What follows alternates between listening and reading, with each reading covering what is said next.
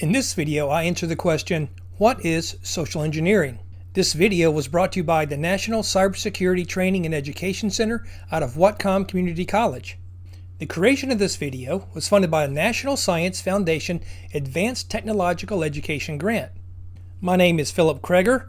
I am a professor of cybersecurity at Embry-Riddle Aeronautical University in Daytona Beach, Florida. So everybody uses their smartphone probably more than they use their computer, so you're probably getting a lot of text. Well, I received this text a while back. Your city's driver refund program will expire May 5th. Get your $2,960 check. That sounds good. $2,960. Then I received this text. The Office of DMV, your $2,445 driver stimulus will expire May 5th. I didn't even know there were driver stimulus checks. And then finally, a state auto payment.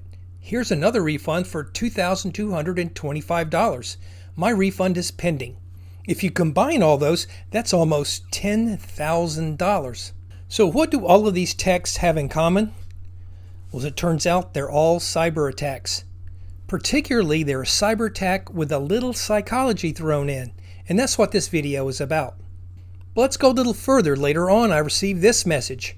And so we'll look down at the actual transcription of this voicemail. Call us back as there is a legal case been filed on your name. Kindly call us back so that we can discuss about your legal case and take care of this matter. If we don't hear from you, then there might be a warrant against you and you might get arrested. Okay, great. So I was very happy to receive those refunds, but now I'm scared because I might go to jail. What's going on? The text messages and the voicemail were a part of a cyber attack called social engineering. So what is social engineering? Well, Kaspersky defined it as social engineering is a manipulation technique that exploits human error, and I've added behavior there, to gain private information, access to a computer or other resources, or some sort of valuable. So with social engineering, bad actors, as I call them, I'm not going to call them hackers, but bad actors attempt to manipulate unsuspecting users into exposing data, spreading malware infections, or giving access to restricted systems.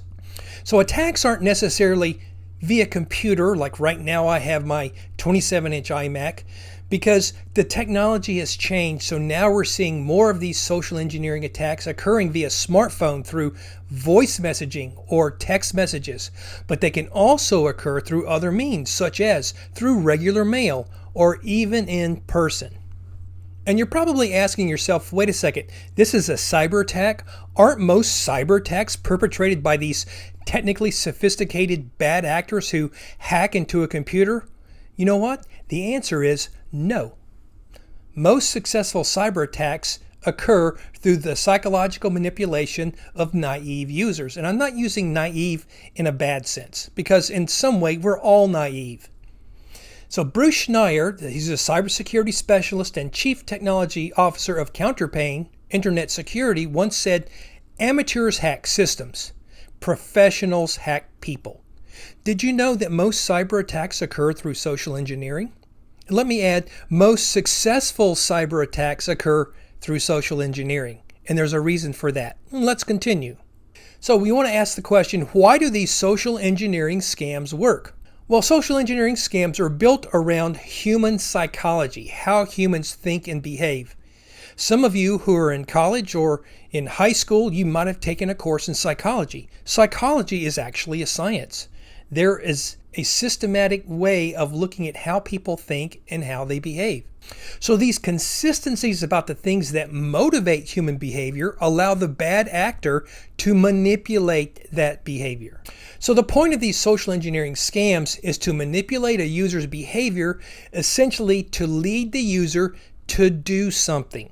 So let's look back at one of the text messages I received, and let's just look at some of the parts of it that may lead me to do something. Clearly, somebody wants me to click on that link. But let's look at some of the other parts of the text message that might be motivating fact. Free $2,960 check. At this point in time when I'm making this video, we're just recovering from the COVID-19.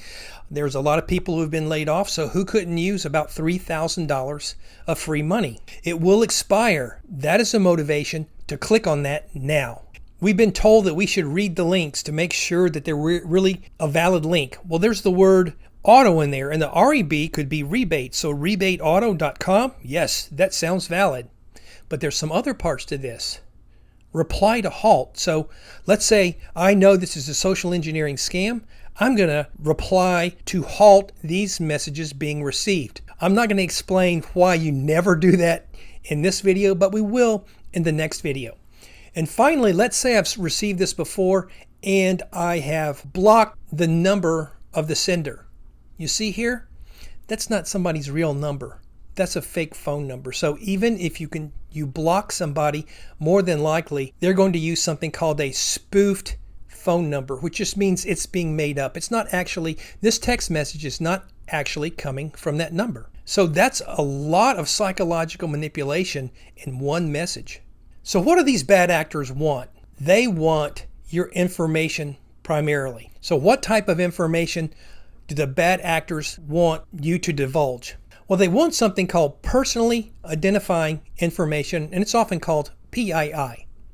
So what does that constitute? Well, your full name. They want your social security number. They want your driver's license. They want your mailing address, your passport information, your financial information, for example, banking information. They want your medical records, and they even want your credit card information.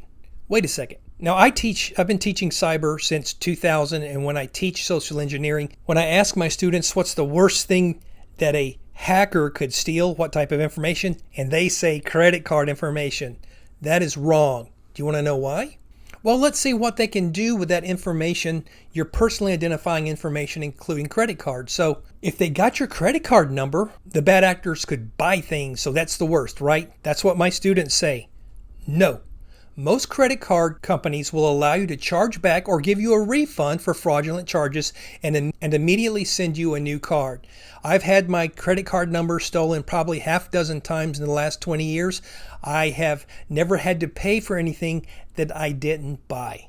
However, what's worse than credit card numbers? They can get a loan in your name. And as you get older and you start establishing your credit, when you want to buy a house, when you want to buy a car, when you want to buy a boat, your credit rating is going to be critical. So how do bad actors take advantage of the personally identifying information?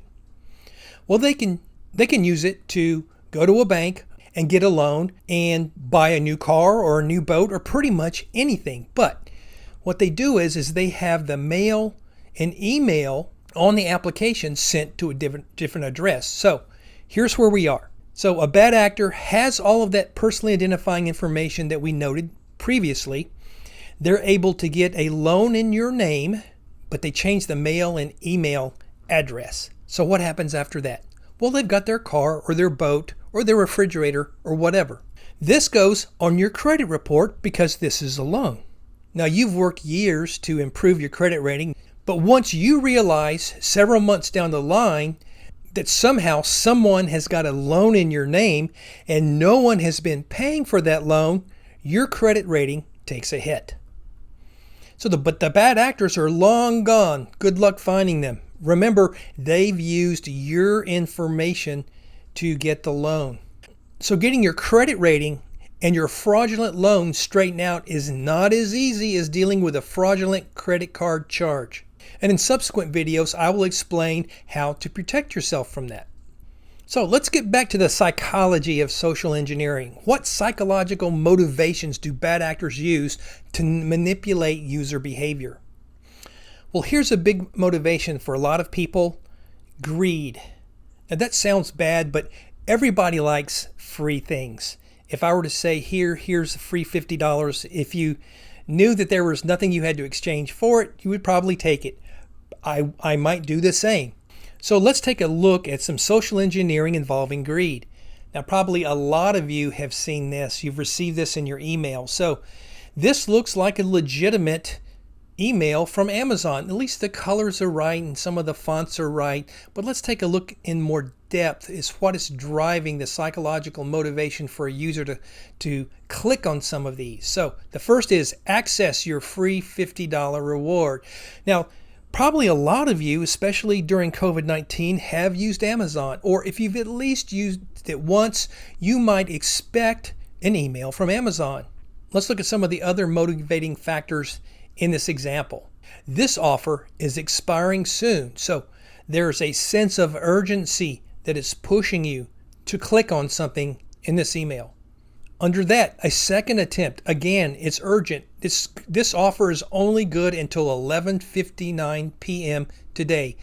There's the click to see the details. And finally, to be removed, please unsubscribe here or write to that P.O. box. So we're not going to go into why that's part of the scam to unsubscribe, but let me just say, never unsubscribe from anything you think is social engineering, because essentially you're saying to the bad actor that, hey, this email is a good email address. So all you're doing is you're helping them. Let's take a look at one more example. Fear. Fear is a big motivator. For example, here's something I got on my phone. So I was using the Firefox browser and this came up. Critical Firefox update. Download now. And so even without me clicking on this download now, this little box showed up that says you have chosen to open firefox.patch.js. So for those of you who have had any type of programming or any type of class in cybersecurity, you probably note that that .js stands for JavaScript, which is a programming language. And so the bad actors want you to download this file. But I want you to think about it. Is this how Firefox updates? For those of you who use Firefox, you know it's not. But even for any web browser, this is not how your browser updates itself. However, having said that, there are going to be some naive users who are unfamiliar or not paying close attention to what's going on and might go ahead and save that file and then run it. So I didn't do this, so I don't know what the payload was. It was probably trying to install some type of malware or adware, but suffice to say, whatever it was is not good. So you're probably wondering, how do I protect myself against social engineering? Well, since this is the introductory video, I'm going to give you the first rule of protecting yourself.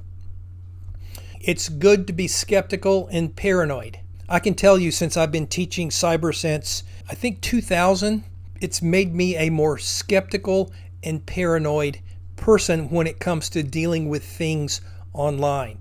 And it's not bad to be skeptical and paranoid, even in real life. Of course, you don't want to be too skeptical and too paranoid, but at least you're protecting yourself. So I have a couple of additional videos after this that are going to complete the series. And the first is going to be on how to identify social engineering scams and attacks. So we'll kind of go into what we did today with those examples, but we'll go more in depth. And believe it or not, I probably get social engineering scams maybe a dozen times a week. And I would say out of maybe 200 or 300, sometimes I fall for one. So if you really want to see some interesting things about how to identify them and the one that I fell for, you want to see the next video. And finally, we'll have a video on how to protect yourself from these types of attacks. So it kind of overlaps with how to identify social engineering scams and attacks, but it will go more in depth. For example, when I was talking about protecting yourself from somebody getting a loan in your name, I will show you how I protect myself from somebody getting a loan in my name. And it's not terribly difficult, but it's somebody I think everybody should do, and now it's free. This video has been brought to you by the National Cybersecurity Training and Education Center out of Whatcom Community College.